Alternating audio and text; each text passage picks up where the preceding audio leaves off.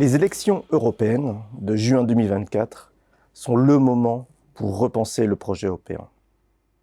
Pendant la crise sanitaire, la crise énergétique et dans cette période d'urgence climatique et de tourments géopolitiques, reconnaissons-le, l'Europe a été utile et a déjà fait beaucoup, sans que nos concitoyens parfois en aient conscience.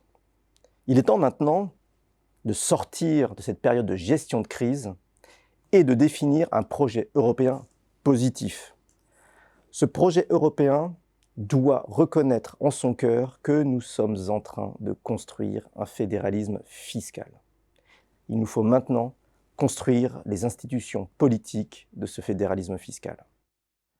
Revenons sur les évolutions des 5 années passées durant cette période de mandature du Parlement européen. Impossible de tout résumer. Je prendrai donc que quelques exemples. La question climatique. Sur ce sujet, l'Europe est en avance sur les politiques nationales et parfois sur les opinions publiques de certains pays, comme par exemple certains pays d'Europe de l'Est. Le projet européen Fit for 55, en reprenant l'acronyme anglais, est un projet ambitieux de réduction de 55% des émissions de CO2 à l'horizon de 2030 par rapport au niveau de 1990. Le but est d'atteindre la neutralité carbone en 2050. Cette ambition nécessaire bouscule le rythme de beaucoup de pays européens trop lents dans la décarbonation de leurs économies. La réponse à la crise sanitaire ensuite.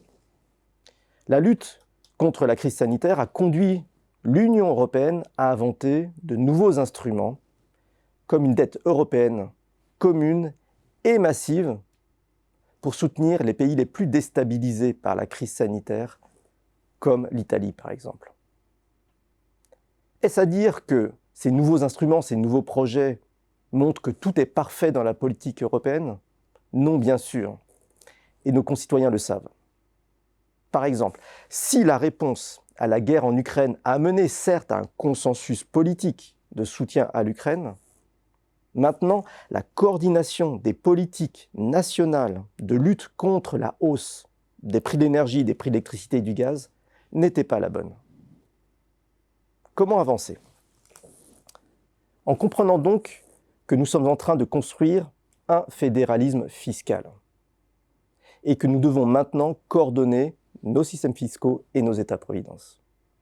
Cette évidence nous permettrait de nous inspirer directement de ce qui marche dans d'autres fédérations fiscales, comme par exemple aux États-Unis. Les droits sociaux entre l'État du Vermont et du Texas sont aussi différents qu'entre certains pays européens. Nous devons construire un impôt européen pour financer directement les politiques européennes nécessaires, au niveau européen. La recherche, la partie de la lutte contre le changement climatique que l'on doit mener au niveau européen. Cet impôt européen s'ajoutera aux autres impôts nationaux, comme dans les fédérations fiscales.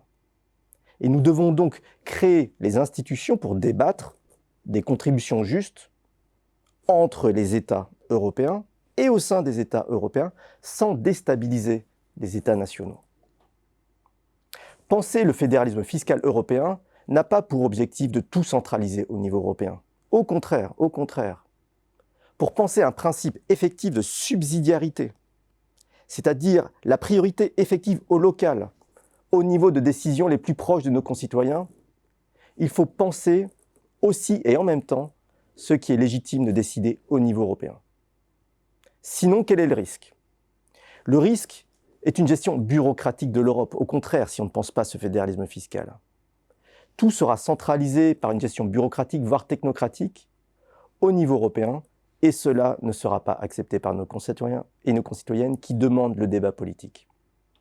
Fédéralisme fiscal et institutions politiques.